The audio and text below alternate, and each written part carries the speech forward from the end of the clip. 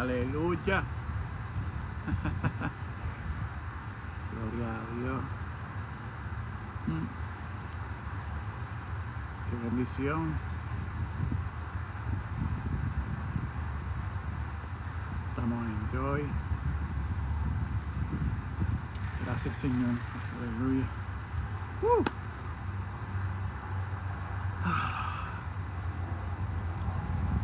Damos gracias al Señor por este tiempo de bendición a la cual estamos aquí transmitiendo en vivo y a todo color. Sé que es un día hermoso la cual Dios nos ha regalado y quisiera que mientras medida tú te vayas conectando, pues vayas compartiendo, dando like a esta transmisión. Aquí quien te saluda es tu amigo y pastor Joel. Wow. Vamos a orar, vamos a presentarnos delante del Señor en esta mañana, en este mediodía tan hermoso que Dios nos ha regalado. Amén. Bueno, Padre Celestial, te damos gracias, Señor, por tu bendición, por tu palabra, por cómo tú ministras y has de ministrar, cómo tu Espíritu Santo se pasea sobre nuestras vidas, Señor, y en nuestro corazón. Abrimos nuestra mente, nuestro corazón, para que tú hagas esa obra maravillosa sobre nosotros, Señor. Para que tú ministres nuestras vidas, para que se haga tu voluntad y tu propósito en nuestra vida, Señor. Porque queremos aprender a ser más como tú, Jesús. Y queremos, Señor, andar en tu rectitud y en tu amor sobre todo, Padre Celestial. Por eso, Señor, léenos aquí, nos presentamos delante de ti, dándote gracias, Señor, porque es un privilegio, Señor, el que tú nos envíes tu palabra poderosa, Señor, para bendecir nuestras vidas, para hacernos crecer, para madurar en ti, Señor. Y declaramos tu gracia, tu favor y tu amor, Señor, fluyendo de manera poderosa sobre nuestro corazón, Señor, para hacerle bendición para los demás, Padre Celestial. Así que henos aquí, Señor, que seas tú, Señor, en nosotros y nosotros en ti. Aleluya. En el nombre poderoso de Jesús. Amén, amén y amén. Aleluya. Wow. Queremos enviarles un fuerte abrazo a todas las personas que se están conectando en vivo, en este live. Quiero, ¿verdad?, también saludar a mi amada esposa, que ahora mismo estuvo en unas asignaciones hermosas en el día de ayer en Puerto Rico. Y la extraño, no les puedo negar eso, la extraño tremendamente a ella y a mis nenes. Pero ya prontito la veré y tendré el privilegio de abrazarla y darle cariñito. Aleluya. Pero nada, estamos en Joy, estamos en vivo y a todo color en este día tan hermoso. Así que, mira, Dios me ha dado una palabra preciosa, una palabra que yo sé que va a transformar nuestra vida y la manera de cómo nosotros vemos el entorno de lo que es ser hijo de Dios, más allá de ser cristiano. ¿Por qué digo esto? Porque muchas veces nosotros hemos conceptualizado el hecho de ser cristiano de manera a la religión como tal, pero no al carácter. Entonces hay algo particular que por lo menos en Puerto Rico podemos ver, es el hecho, es un dicho que nosotros tenemos, muchachos, que wow, tú te pareces tanto a tu padre. Y cuando nosotros declaramos que somos hijos de Dios, tiene que haber algo de Dios que la cual nos parecemos a Él. Pero en muchos casos somos más hijos de la religión que hijos de Dios. Yo sé que cuando uno habla de esto, a veces los podemos sentir o podemos crecer en medio de todo esto, porque ciertamente cuando vemos que confrontamos nuestro corazón a la realidad de la cual nosotros estamos operando, pues en cierta manera arrancando pensamos y nuestra primera actitud es la resistencia. Y les digo que eso es normal porque ciertamente hemos sido adoctrinados tanto en una enseñanza que cuando viene una enseñanza a reformar nuestro pensamiento y nuestra manera de actuar con referente a quienes somos en Cristo Jesús, pues nos damos de cuenta que la primera acción que tomamos es la resistencia. ¿Cómo va a ser? Lo que yo he practicado tanto tiempo no es lo que Dios quiere en mi vida. Y es normal.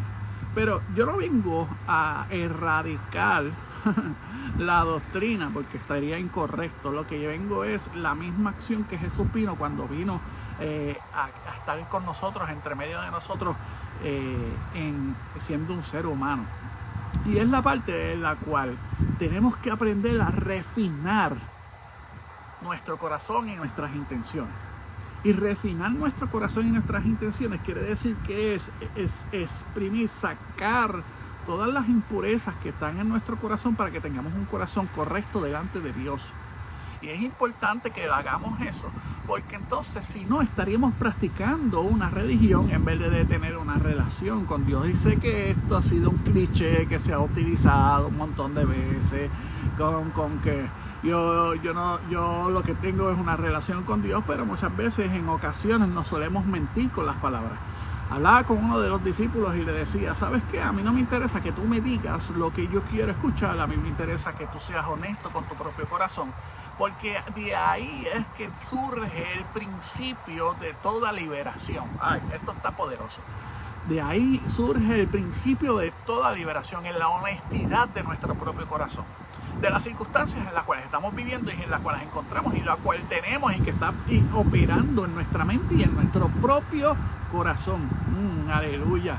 So que tenemos que dar en cuenta que la primera base que tenemos que hacer es entender en dónde estamos, qué somos, para entonces de ahí arrancar y ser honestos para obrar y operar y empezar a entregar todas esas áreas de nuestro corazón a las cuales son necesarias que las entregamos, en cuanto a nuestro carácter, en cuanto a nuestro temperamento, en cuanto a nuestras intenciones. Y eso es lo que realmente Dios busca de nosotros, y es que nosotros cada día más crezcamos en el Señor. Mira, quiero empezar con este versículo bíblico en esta tarde tan hermosa. Y este versículo está en el libro de Jeremías, en el capítulo 17, en el versículo del 9 al 10. En el libro de Jeremías, en el capítulo 17, de versículo 9 al 10. Y mira lo que dice su poderosa palabra en esta mañana. Dice, engañoso es el corazón, más que todas las cosas, y perverso. Y hace una pregunta, ¿quién lo conocerá? Y Dios dice, yo, Jehová, que escudriño la mente y que pruebo el corazón para dar a cada uno según su camino y según el fruto de sus obras. Entonces, mira, vemos que podemos estar sirviendo dentro de la iglesia, pero no necesariamente tener un corazón correcto. Incluso podemos pensar que tenemos un corazón correcto y no lo tenemos. Porque muy bien, en estas escrituras nos dice que engañoso es el corazón más que todas las cosas y perverso. ¿Quién lo conocerá? Entonces, ciertamente tenemos que entender que hay áreas de nuestro corazón, hay áreas de nuestros pensamientos que nosotros creemos que estamos correctos, porque es la manera en la cual siempre hemos operado y hemos actuado, es nuestra estructura de pensamiento. Y la realidad es que por causa de esa estructura de pensamiento no podemos ver la condición en la cual nos encontramos. Mira, hay dentro de la cultura, dentro de las familias, cuando crecemos en un núcleo familiar, vemos que cuando en el núcleo familiar ha sido una actuación tóxica envolvente desde que nacimos en ese núcleo familiar y crecemos, creemos que así es como se opera la vida hasta cuando se nos revela, hasta cuando nos damos de cuenta, cuando nos exponemos, nos damos de cuenta de que la manera en cómo se nos había enseñado es incorrecto. En este caso, quiero hacer la aclaración, no estoy hablando de mi vida per se, porque yo amo y adoro a mis padres, que han sido una tremenda bendición.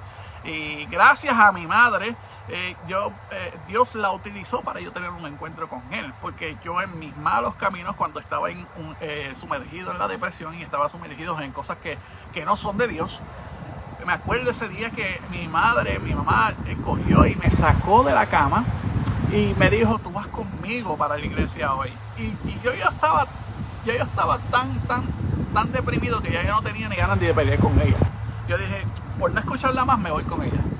Porque era constante. Y me sacó de ese lugar para ir para la iglesia, para visitar la iglesia. Y ¿sabes qué? Fue la mejor decisión y la actuación tan hermosa de una madre hacer por su hijo, ¿me entiendes? Y doy gracias por la vida de mi madre, por esa valentía y esa fe que siempre ha tenido con cada uno de nosotros como sus hijos, así como con mis hermanos también. Ha sido de gran bendición. So, que quiero hacer esa salvación, ¿verdad? Esa aclaración como tal. Pero la realidad es que yo he visto casos en particulares que dentro de la familia crecen en un ambiente que no es saludable. Pero los niños que están creciendo en ese ambiente saludable dan por sentado de que así es la vida. Y ciertamente es interesante porque yo hablaba con otro de mis discípulos y le decía, es triste porque cuando un niño nace en un ambiente y crece en un ambiente donde están oliendo, por ejemplo, que sus padres o sus familiares están fumando marihuana como tal, pues cuando son adultos y sienten el olor de la marihuana, lo que se recuerdan es esa experiencia de niño. Lo lleva a esa experiencia de niño. Así yo puedo también interpretar el hecho de que podemos entender que cuando yo viajo para Ponce, me acuerdo siempre el olor a la grama quemada, me acuerda ese viaje que siempre casi un fin de semana sí, un fin de semana no, desde niños nosotros hacíamos para visitar a nuestros familiares en Ponce. Cuando yo vivía en el este de la isla, en Humacao, pues ese viaje siempre, en particular cuando íbamos por el camino de Salinas hacia Ponce, estaba ese olor a grama quemada. Y siempre que puedo estar aquí en los Estados Unidos, puedo estar donde sea, y cuando siento ese olor me lleva a esa experiencia de vida que tuve en el pasado, me lleva a ese momento de cuando iba con mi familia de camino a ver nuestros familiares en Ponce. Y algo que he notado es que cada pueblo particular tiene un olor particular, tiene un ambiente particular, tiene un lenguaje particular, tiene una atmósfera particular. Y eso es bien importante. Por eso te digo que como familia tenemos que entender que la atmósfera, la cual nosotros creamos en nuestro hogar, esa es la referencia de la cual nuestros niños se llevan, nuestros hijos se llevan, nuestros familiares, nuestros chiquitos se llevan a su corazón. Y ese es el marco, ese es el canon que ellos utilizan. ¿Para qué? Para tomar decisiones y acciones en cuanto a lo que esté sucediendo en su vida, tanto como niño como adulto. Y es interesante la responsabilidad que tenemos que tener en cuanto a eso y la conciencia de lo que tenemos que tener en base a eso. Y ciertamente cuando Jeremías nos habla de que engañoso es nuestro corazón y perverso más que todas las cosas, tenemos que entender que en muchas ocasiones nosotros no somos perversos porque queremos ser perversos, no actuamos en maldad porque queremos ser malvados, sino que ciertamente dentro de nuestras experiencias de vida, una de las cosas que sale a surgir naturalmente es la manera en la cual es la supervivencia. Y nosotros vamos a utilizar aquellas referencias que tenemos para sobrevivir y sobrellevar las circunstancias a las cuales los podamos enfrentar. Y yo quiero tocar el punto de la vida de alguien bien interesante que se ha utilizado de manera tan despectiva, pero la realidad es que podemos ver que en la vida de este hombre, muchos nos podemos identificar en la vida de este hombre. Y ciertamente te va a chocar. Te adelanto que esta información, esta palabra te va a chocar fuertemente en el corazón. Y quiero hablar en el libro de Juan, en el capítulo 12, del versículo del 3 al 5. El libro de Juan, capítulo 12, del 3 al 5. Y dice: entonces María tomó una libra de perfume de nardo puro, de mucho precio, y ungió los pies de Jesús, y los enjugó con su cabello, y la casa se llenó del olor del perfume. Y dijo uno de sus discípulos, Judas Iscariotes, hijo de Simón, el que había de entregar: ¿por qué no fue este perfume vendido por 300 denarios y dado a los pobres? Vemos que ciertamente no voy a hablar de María, sino voy a hablar de Judas. Judas vemos en este relato, y muchas veces se nos ha enseñado, se ha hablado de Judas como marginándolo al hecho de la traición que Judas hizo con Jesús. Pero vamos a poner las cosas a un panorama más claro. Jesús conocía las intenciones y el corazón de cada uno de sus discípulos, aún más de los que sus propios discípulos creían de sí mismos. Y entonces vemos que en este caso Jesús desde el principio sabía lo que Judas iba a hacer. Y de hecho Jesús necesitaba de Judas para que se cumpliera la asignación profética que Jesús tenía en la tierra, que era de ser el Cordero inmolado, de pagar el precio por nuestra salvación, el que nos da la capacidad de tener acceso al Padre Celestial. Y vemos que esa siempre fue desde el principio la asignación de Jesús, una de las asignaciones de Jesús. La otra asignación que Jesús tuvo cuando estuvo aquí en la tierra, fue modelarnos el qué ser hijo de Dios, el cómo actuar como hijo de Dios.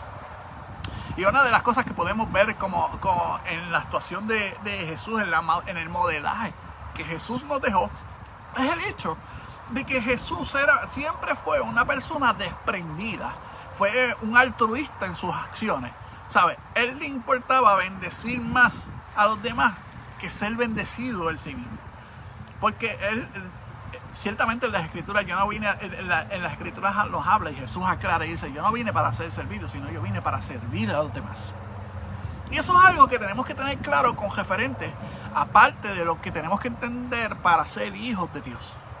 Que tenemos que en muchas ocasiones, lamentablemente, tengo que decir esto, nosotros como iglesia o como líderes hemos cometido el error de enseñarle al pueblo de Dios de los beneficios, de enfatizarnos simplemente en los beneficios de ser hijos de Dios, pero no de la realidad de la responsabilidad y del amor de ser hijos de Dios, de actuar como hijos de Dios.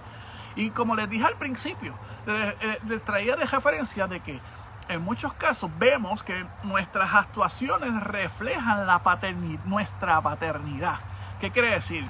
Cuando vemos a esas personas y te dicen que mucho te pareces a tu pai, que mucho tú te pareces a tu mai en cómo tú actúas. Y entonces, si somos verdaderamente hijos, ¿qué hay de nosotros que se parece al corazón del Padre? Tenemos que entender eso para verdaderamente actuar como hijos de Dios. ¿Cómo nosotros actuamos en nuestro diario vivir? Y realmente, como iglesia, como ministerio, muchas veces se ha enfatizado a educar al pueblo a ser servidores del ministerio. Y ciertamente es necesario, pero creo que debe de haber una reforma en cuanto al principio y a la motivación y el interés y al propósito de la iglesia local, ¿no? De enseñarle al pueblo a ser hijos de Dios y no ser hijos de la casa, del ministerio, hijos espirituales de fulano de tal o de mengano de tal. No, creo que el énfasis, el principio, lo que debe de ser el fundamento es enseñar a ser hijos de Dios. Y es importante que tengamos esto en nuestro corazón, que cada día más tenemos que aprovechar esa oportunidad de aprender a ser hijos de Dios, a actuar conforme Jesús quiere. No queremos, mira, he pasado mucho y hemos visto tanto, y también ha pasado en mi propia vida. Yo no soy ningún santo. De hecho, si vamos a hablar de pecadores y de gente que mete las patas, aquí el primero soy yo. No quiero venir y dar esas auras de perfeccionismo ni de esa madre, porque mi familia, mis hijos, mi esposa sabe quién yo soy. De hecho, en todos lados, en mi trabajo, en los discípulos, ¿saben? Porque yo trato de ser lo más transparente. Claro, se ven mis debilidades, también se ven mis fortalezas. Pero digo, como dice Pablo, yo me glorío en mis debilidades. ¿Y sabes por qué? Porque por medio de mis debilidades la gracia de Dios es la que opera y se ve el amor de Dios operando en cada una de nuestras vidas. ¿Por qué? Porque reconozco mi debilidad y se las entrego a Dios. ¿Pero cómo se las entrego a Dios? Pues Dios, así yo soy, brega tú con eso. No, es cuando nosotros disponemos nuestro corazón y decir, Dios, estoy mal y quiero aprender a caminar bien. Quiero hacer lo correcto delante de ti. Pero hay algo interesante. Muchas veces nosotros decimos, Señor, porque te amo. Pero tenemos que ser honestos con cuando le decimos a Dios lo que sentimos por Dios. Porque muchas veces pretendemos conocer a Dios, pero no lo conocemos. ¿Y qué es lo que estamos amando? ¿A quién estamos amando? Y creo que muchas veces hacemos una declaración a la cual nos han enseñado a hacer esa declaración, pero no nos han enseñado a vivir esa declaración. Mira, es interesante porque cuando yo veo y me proyecto en cuanto a mi familia, mi amada esposa, y a mis hijos, y todos mis hermanos, mi mamá, mi papá, todo eso, ahí es donde se evidencia realmente el principio de lo que es el amor, cuando uno pues lo que anhela es tener un corazón correcto, valga la redundancia. Y es que es el hecho de que nosotros estamos dispuestos a hacer lo que sea por cuidar, proteger y suplir a aquellos que amamos. Y ciertamente podemos entender que cuando hablamos de suplir, creemos que simplemente es en el aspecto financiero, pero no es así. El aspecto financiero es parte, pero también tenemos que suplir esa plataforma en la cual ellos se sientan amados y queridos, que se sientan valorizados por quienes son. ¿Y quiénes son? Pues son mis hijos, es mi esposa. ¿Sabes? ¿Por qué razón más debería de yo amarlos y quererlos? Por lo que son en mi vida. Y de esa manera vemos que estamos dispuestos a hacer lo que sea, a hacer sacrificios por quienes son en mi vida. Ahora, vemos que entonces cuando nosotros expresamos ese amor a nuestra familia, a nuestros hijos, a nuestros cónyuges, a nuestros hermanos, a nuestros padres, vemos que estamos dispuestos a sacrificar aquello que nuestro ego quiere imponer, aquello que nuestro egoísmo quiere imponer. Y vemos que entonces en ese momento podemos echar para el lado aquellos intereses personales por el beneficio común. Porque cuando yo sé que mi familia es bendecida, yo soy bendecido. Cuando yo sé que mi familia está siendo sanada, yo soy sanado. ¿Me entiendes? Es un efecto colateral, una reacción en cadena que sucede cuando nosotros somos desprendidos y pensamos en todo. Claro, en las Escrituras nos enseña, en los mandamientos, cuando Jesús resumió los mandamientos, Él dice, todos los mandamientos y la ley se resumen en estas cosas. Primero, ama a tu Dios con toda tu mente, con todo tu corazón, con toda tu fuerza, y ama a tu prójimo como a ti mismo. Así que tenemos que tener cuidado en la manera en cómo amamos los demás. Y como, mira, yo les voy a decir un secreto que a mí me ha funcionado y puede ser que sea una herramienta para ti también. Y es que yo he aprendido y he tratado constantemente de actuar conforme a mí me gustaría que actúen conmigo. ¿Qué quiere decir eso? Que yo actúo con los demás lo que yo esperaría que ellos actuaran conmigo. Pero no lo hago esperando que ellos actúen, sino como de yo ser de bendición a las personas como a mí me gustaría que otras personas fueran de bendición para mí. Y eso me ayuda a tener ese balance de saber de cómo amar a las personas, pero no amar a las personas sobre mí, sino amar a las personas igual como yo me amo a mí mismo. ¿Me entiendes? Ama a tu prójimo como a ti mismo. Pues si tú te amas, ¿qué tú esperas que va a poder en tu vida? ¿Qué tú esperas que suceda en tu vida? ¿Cuáles son las expectativas de tu vida? Pues esas mismas expectativas que tú tienes contigo mismo, es las mismas acciones que tú tienes que tener con los demás. Eso es amar a tu prójimo como a ti mismo. Y es interesante porque no es ahí vemos que no es ponernos sobre el prójimo, ¿sabes? Mis intereses son más importantes que los demás, o poner los intereses de los demás por encima de los míos. No. sino entender y comprender que cada acción que nosotros hagamos es la misma acción que nosotros esperamos que operen con nosotros. Miren la oración que Jesús nos enseñó, es bien interesante, porque él en una parte del Padre Nuestro dice: Señor, perdona nuestras deudas o nuestros pecados como nosotros perdonamos a nuestros deudores. Mira qué interesante. Otra vez está reforzando Jesús esa enseñanza de cómo nosotros amar al prójimo como a nosotros mismos. De que si yo espero que Dios me perdone a mí, pues yo tengo que, de la misma manera en la cual yo espero que Dios me perdone a mí mis faltas y mis pecados, nosotros perdonar a aquellos que han faltado en contra de nosotros. Y vemos que otra vez Jesús nos enseña el balance de poder nosotros amar al prójimo como a nosotros mismos. Y vemos que es necesario.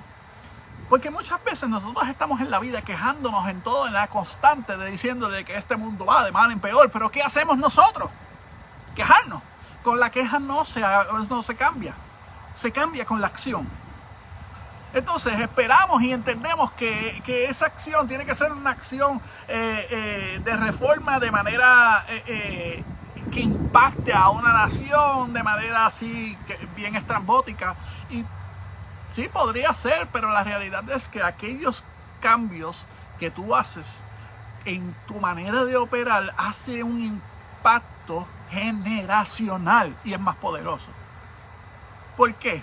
Porque las próximas generaciones que surjan son impactadas de la enseñanza y del modelaje que tú has hecho en cuanto a tu carácter y tu manera de operar.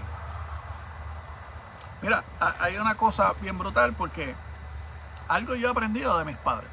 Mis padres, los dos, yo me acuerdo, mi papá es una persona que para ayudar a las demás no, es súper desprendido. Me acuerdo cuando un vecino necesitaba construir algo, papi era quien estaba allí ayudando y diseñando y creando y haciendo todo lo que sea necesario para cumplir ese fin, esa construcción o arreglar algo. Él construía ranchos, hacía electricidad, hacía de muchas cosas ayudando a los vecinos. Y los vecinos, ¿sabes? No era que los vecinos le pagaban por eso, sino que era bien desprendido en eso. Y es algo que yo tengo que reconocer y que yo reconozco en mi papá. Y mi mamá ha sido una persona bien creativa. Ella fue la persona que me enseñó a que mi imaginación se expanda a una manera brutal, y en la cual no podemos ir más allá de nuestro entorno, sino ir más allá de todo eso. Y es necesario todo eso. Fue el modelaje que me dieron en casa. Que mi casa no fue perfecta, no, igual que la tuya. Siempre hubieron joyos, hubieron problemas, hubieron circunstancias que pasaron, y eso es parte de la naturaleza de nosotros como seres humanos. Pero ese modelaje de esas cosas que he podido cernir dentro de todas las experiencias que he tenido como familia han sido edificantes en mi vida. Ha sido parte esencial de cómo yo actuar para con los demás, porque ha sido modelado, porque vi ese modelaje. Y vemos que les explico todo esto porque entiendan de que cada acción que tú estás tomando hay alguien que te está mirando. ¿Y quién son esos chiquitos? Son esos hermanos, son esas personas que están a lo lejos y están esperando ver lo que tú estás haciendo, y son impactados por tu acción. Me acuerdo que una vez una persona estaba comentando de que esa persona no tenía malas experiencias en los trabajos donde iba, y que todas las personas le parecía que eran agradables, ¿sabes? Que no tenía ningún rollo con nadie, no tenía ningún problema con nadie, sino que eran personas, que eran muy buenas personas, sus compañeros de trabajo. Y me acuerdo que él me estaba contando que el supervisor se le acerca y le dice: ¿sabes por qué es que tú has tenido esa experiencia? Porque tú has tenido siempre una buena actitud. Y tu actitud, la gente respeta tu buena actitud. Y cuando me dijo eso, ¿sabes? Y me estaba contando de todo eso, y yo quedé impactado, y yo dije, wow, es cierto.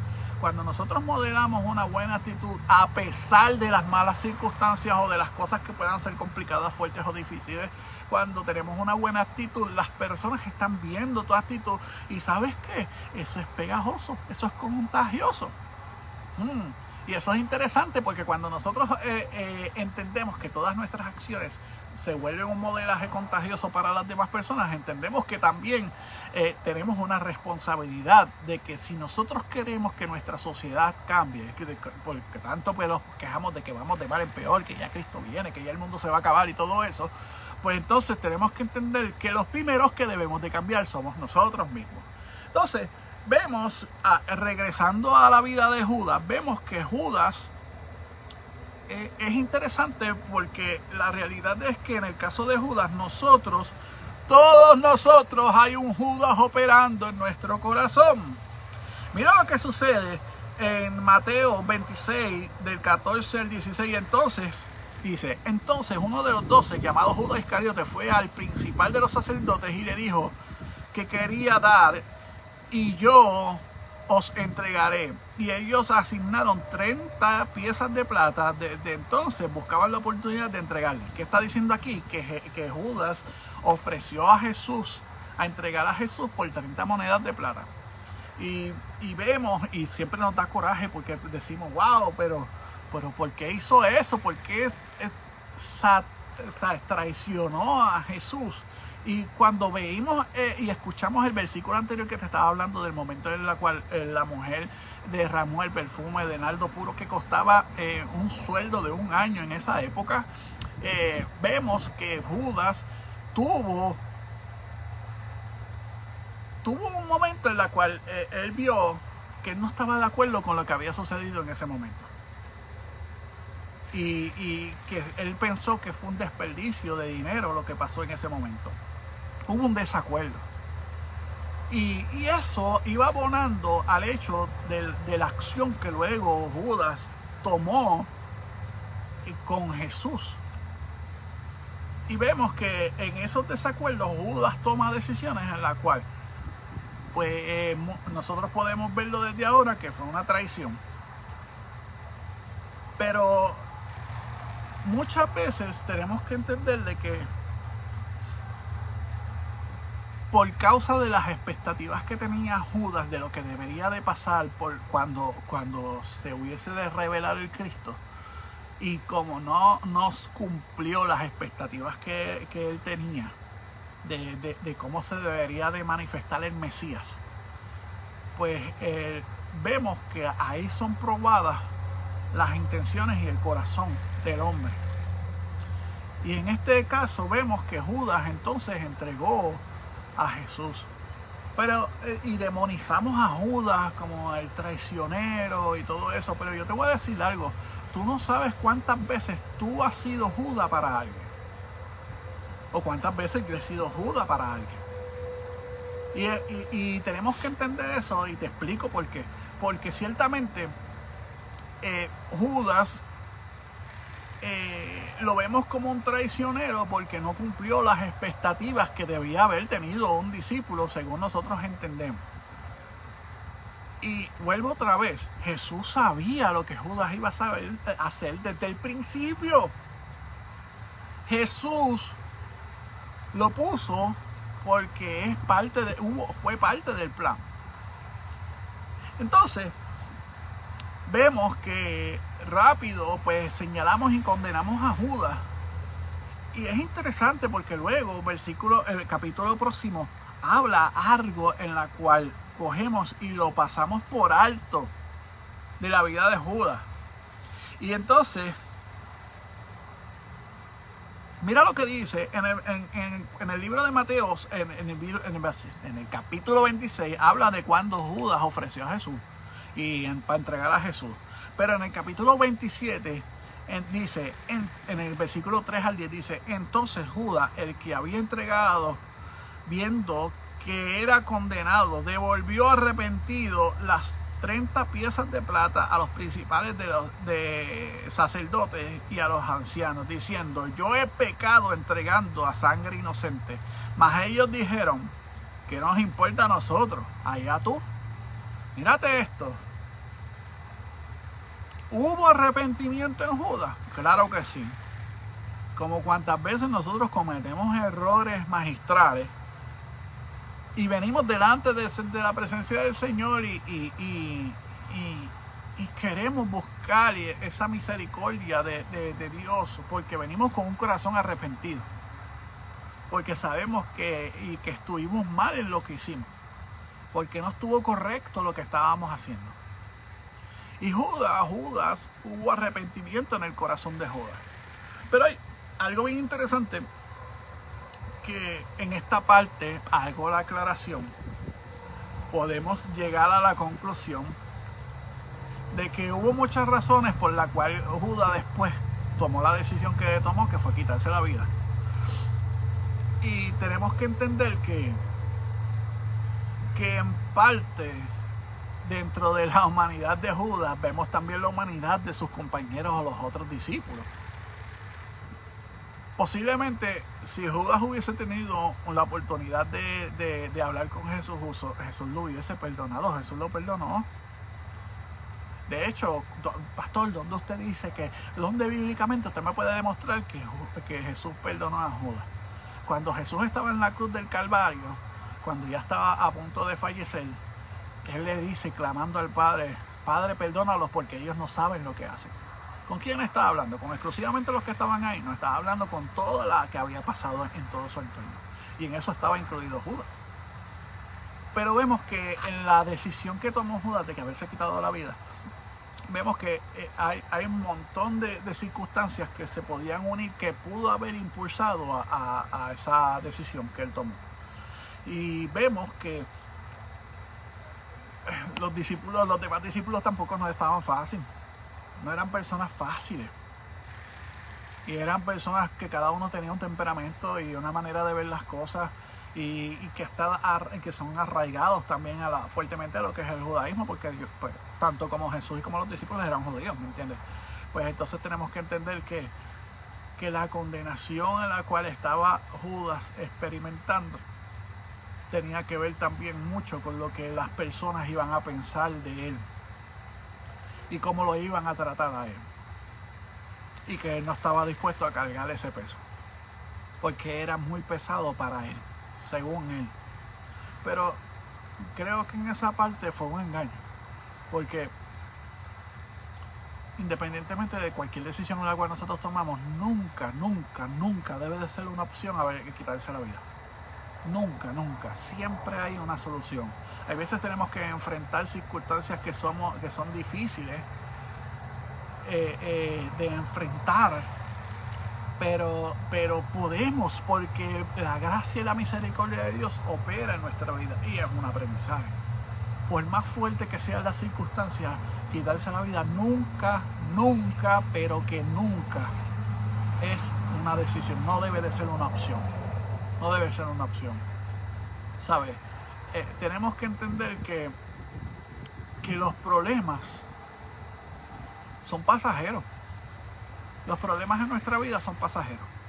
Las enfermedades son pasajeras. ¿Sí? ¿Cuántos hemos tenido un dolor de cabeza? Pues luego se va el dolor de cabeza. Sanamos del dolor de cabeza. Cuando estamos viviendo una experiencia desagradable con una persona, sí pasó, pero ya el otro día, no, eso no es una constante. ¿Me entiendes? Ahí el problema que podemos tener nosotros como seres humanos es que cuando nosotros seguimos hiriéndonos con el recuerdo del dolor. Y ahí eso es lo que nos sumerge en la depresión. Cuando nosotros cogemos y nos atormentamos y nos herimos con el recuerdo de esa experiencia. Y tenemos que entender que dentro de la misericordia de Dios, mira, es que es tan hermoso como es el amor de nuestro Padre con nosotros. Mira, dice en su palabra que sus misericordias son nuevas cada mañana. ¿Qué quiere decir? Que Él no trae a memoria aquellos pecados y aquellas errores que nosotros hemos cometido, que hemos tenido el corazón de arrepentirnos de ellos y buscar el perdón de Dios. Él no lo trae, jamás Dios lo va a traer como medio de condenación, como medio de manipulación a nuestra vida. Dios no es así, ¿sabes? Claro, en medio de todas esas experiencias hay una enseñanza que sucede en medio de cada una de ellas, en la cual nos impulsa a no cometer los mismos errores. Hay un dicho, hay un proverbio urbano, no escrito en la Biblia, no está escrito en la Biblia, te digo un proverbio urbano. Y dice que aquel que no conoce esa historia está destinado a repetirla. Y tenemos que entender que parte de la historia es la experiencia de vida. Y la experiencia de vida de nuestros ancestros y de nuestros antepasados. Y históricamente, cuando nosotros estamos conscientes de la historia, de las decisiones, de las acciones, pues entonces ahí hallamos sabiduría, porque hay un marco referente de las consecuencias de las decisiones que se pueden tomar. Y vemos que entonces tenemos que entender que si Dios no nos borra a nosotros la decisión que hemos tenido en el pasado, el error que hemos cometido en el pasado. ¿Por qué? Porque de ahí es que está la enseñanza de crecimiento. Cuando nosotros podemos entonces evaluar y entender qué fue lo que yo hice en el pasado para traerlo a colisión en el presente, nos enseña a no cometer los mismos errores, a no tomar las mismas acciones, a no ser impulsivos con nuestras emociones, sino que ser razonables con nuestra manera de tomar decisiones, pensando y analizando ciertamente cómo debemos de actuar enfrentando las circunstancias. Ahora, sé que esto está brutal, porque cuando nosotros podemos entender eso, estamos entonces caminando en la asignación y en el propósito que tiene Dios con cada uno de nosotros. Muchas veces cuando escuchamos la palabra propósito de Dios, el destino profético, todo eso, pensamos en asignaciones ministeriales, pero la realidad es que no, el propósito de Dios no se reduce a asignaciones ministeriales. Tenemos que entender eso y meternos en nuestra cabeza y en nuestro propio corazón, porque todo el mundo quiere ser profetas, apóstoles o pastores o evangelistas o maestros, pero la realidad es que eso no es el propósito de Dios. No se reduce el propósito de Dios en eso. Eso ha sido un mecanismo en el cual Dios ha constituido para la edificación del pueblo de Dios, y es para enseñar al pueblo de Dios, para servir al pueblo de Dios, no para endiosarse, ni que el apóstol, el profeta, el pastor, el maestro o el evangelista tengan gente que le sirvan a ellos. No, es para nosotros servir al pueblo. ¿Me entiendes? Entonces, cuando hablamos de propósito, abarca más allá de eso, abarca de nuestras acciones en nuestro entorno de vida. Tú no puedes ser una persona distinta en la iglesia y otra persona cuando tú estás en tu vida cotidiana, porque te voy a decir algo, eso sería hipocresía. Y Dios no nos invita a ser hipócritas, a ser como ambivalentes, como las olas del mar. Tenemos que entender que igualmente como somos delante de nuestros mentores, delante de nuestros líderes, tenemos que ser también para con los demás. Pero mira qué cuestión, nosotros los seres humanos somos unas cosas ágiles, creativos hasta la séptima potencia. Y es el hecho de que en muchas ocasiones venimos y decimos decimos en nuestro propio corazón y decimos, pues, en vez de yo mejorar en lo que soy cuando no estoy en la iglesia, pues entonces, en vez de mejorar eso, no voy a traer esa condición a la iglesia, porque yo no quiero ser hipócrita. Pues yo voy a ser como yo soy.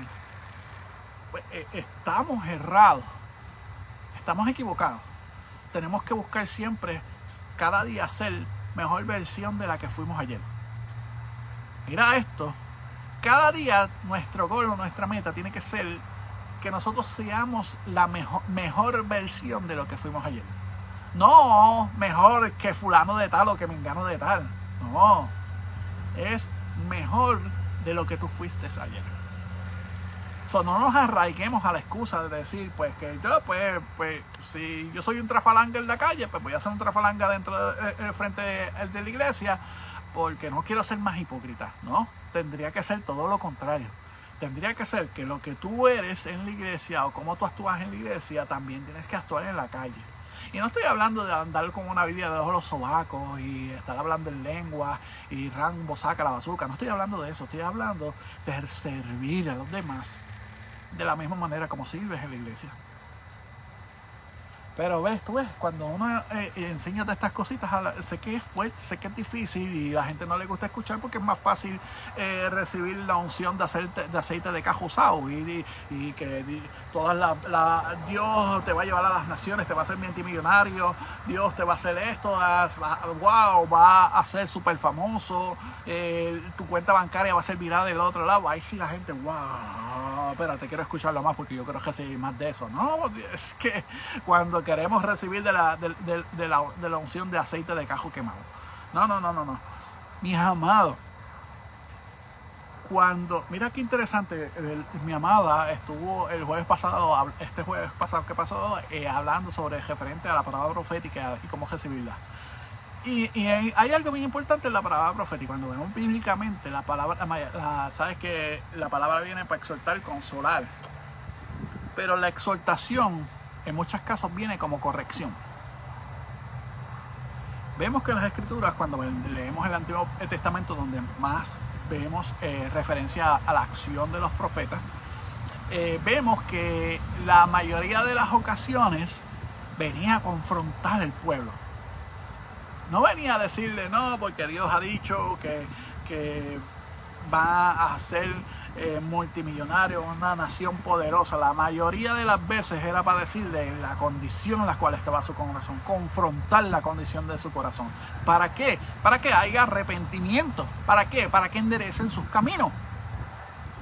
¿Me entiendes? Entonces, esa parte, nosotros nos solemos resistir a eso, nos solemos resistir a la corrección.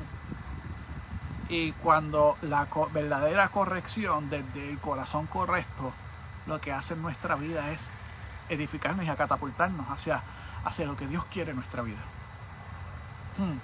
Yo me acuerdo una vez que yo estaba hablando con un pastor que ha sido de bendición sobre nuestra vida. Y yo le estaba diciendo a él, pues estaba siendo mentoreado por él. Y yo le dije, yo no quiero un pastor que me venga a decir que bueno soy o que venga a pasarme la mano. Yo quiero un pastor, ¿sabes? Un mentor que venga y me jale la oreja cuando yo esté mal. Porque yo he aprendido que las pasadas de mano son buenas para sanar de vez en cuando, pero las jaladas de oreja nos hacen crecer, nos hacen madurar. Y tenemos que aprender a que nosotros estamos que la corrección con el corazón correcto edifica nuestra vida. Y tenemos que tener un corazón enseñable, un corazón en el cual tenemos que permitir recibir esa enseñanza en nuestro corazón. Así que yo sé que estoy delante de personas que tienen un corazón que dicen, yo quiero aprender cada día más. Yo quiero crecer, quiero ser transformado en nuestro propio corazón y yo quiero ser la mejor versión hoy de lo que fui ayer. Y mira, vemos que en todo esto, operar y caminar en la misericordia de Dios es tan hermoso, porque mira lo que dice en Primera de Pedro, en el versículo 4, el versículo 8, dice: ante todo, tened entre vosotros ferviente amor, porque el amor cubrirá multitud de pecados. Y esto me encanta, porque está hablando, en este caso Pedro, enseñando, porque fue lo que Jesús le modeló. No sé si se acuerdan en el momento en el cual Pedro joncó de que, Dacho, papá, si yo voy a donde te estás, si a ti te van a matar, yo voy contigo también, si yo lo que sea, yo voy a estar contigo, voy a estar de al lado contigo. Y cuando llegó la hora de la verdad, Pedro negó a Jesús 3 veces. Y hubo una condenación bien fuerte dentro de Pedro, dentro de su corazón, no se sentía digno de nada. Y la realidad es que ninguno somos dignos de nada. Pero vemos la misericordia y el amor de Jesús cuando luego Jesús, después de haber resucitado, va donde Pedro y le hace esta pregunta. Le dice: Pedro, ¿tú me amas? Y Pedro le contesta: sí. Pedro, ¿tú me amas? Señor, usted sabe que sí. Pedro, ¿tú me amas? ¿Cuántas veces fue que Jesús le preguntó lo mismo? 3 veces, las mismas 3 veces que Pedro negó a Jesús en el momento en el cual Jesús estaba en una circunstancia muy difícil. Y vemos que cómo es la misericordia de Jesús del Padre, cómo modeló la misericordia del Padre para con nosotros. Vemos, es tan interesante porque vemos que dentro de la humanidad en la cual nosotros cargamos, de la fragilidad de nosotros como seres humanos, como nosotros constantemente tenemos la agilidad de cometer errores, está la misericordia y la gracia de Dios operando sobre nuestra vida, enseñándonos a ser una mejor versión de lo que fuimos ayer. Dios quiere eso en nuestro corazón. Dios quiere que nosotros aprendamos a ser hijos, que seamos cada día más y nos enfoquemos en ser una mejor versión de nosotros de la que fuimos ayer. Es una aventura, hay que tener mucha valentía, mucha gallardía de enfrentar, y humildad de enfrentar nuestro propio corazón para poder ser una mejor versión de la que fuimos ayer. Tenemos que tener un corazón enseñable. Tenemos que decidir, nosotros decidir, porque claramente muchas veces nosotros queremos que Dios sobreactúe por encima de nuestra voluntad o de nuestro libre albedrío. Pero el Padre no va a actuar por encima de nuestro libre albedrío. ¿Sabe? La voluntad de Dios en cuanto a lo macro se va a manifestar. O sea, ¿qué quiere decir? Que si Dios dice que en este tiempo va a suceder esto, va a suceder, punto, y se acabó. Pero en la vida de nosotros como individuos, Él nos dio el libre albedrío de nosotros escoger. Y Dios no nos quita eso. Dios lo que nos enseña, siempre y cuando nosotros queramos aprender, es a tomar decisiones correctas. Así que Dios en este tiempo lo que está buscando es que tengas un corazón dispuesto y enseñable y disponible, a que podamos crecer en Él, a que podamos, de tal manera que la gente cuando nos vea, cómo nosotros actuamos, vea el modus operandi de Dios por medio de nuestra vida. No es que seamos cristianos, no es que seamos gente de iglesia, sino que seamos hijos de Dios, que seamos como Jesús, que podamos caminar en ese amor en el cual Jesús ha caminado y sigue demostrando sobre nuestras vidas. Sí, yo sé que muchas veces tenemos que sanar en nuestro corazón. Tenemos que soltar el dolor del recuerdo del pasado. Tenemos que desprendernos del rencor, de la ira. Tenemos que de la frustración y de la indignación y de la desesperación, que son aquellas cosas que nos impulsan a tomar malas decisiones, que cuando nos vemos en momentos que son apretados, no nos impulse a hacer trampa para ganarnos más chavos. En aquellos momentos en los cuales nos sentimos que somos traicionados, pues nosotros traicionar por decir que te voy a pagar con la misma moneda que tú me pagaste, ¿no?